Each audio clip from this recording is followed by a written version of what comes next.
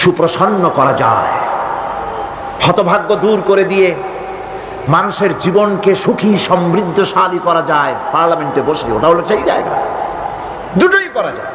ওখানে বসে গোটা জাতিকে অশান্তির আগুনে দাউ দাউ করে জ্বালানো যায়, ওখানে বসে ব্যবসায়ীদের সর্বনাশ করা যায়।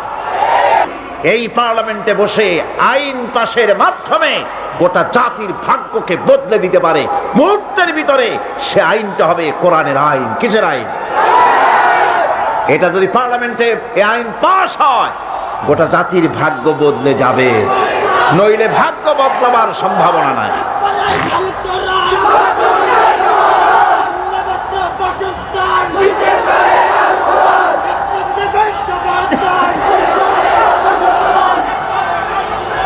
আমার বন্ধুগণ, ঈমানের কথা বলছি।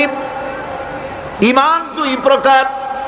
এক প্রকার হলো ধর্মীয় ঈমান, আর এক প্রকার হলো পার্থিব ঈমান। ধর্মীয় ঈমান মানে হচ্ছে আল্লাহ পাকের উপরে বিশ্বাস, পরকালে বিশ্বাস, কিতাবে বিশ্বাস, নবীতে বিশ্বাস, আর আখেরাতে জবাবদেহিমূলক ঈমান, যা দিয়ে মানুষ নিজের চরিত্র গঠন করে। এটা হলো ধর্মীয় ঈমান। আর একটা হলো পার্থিব।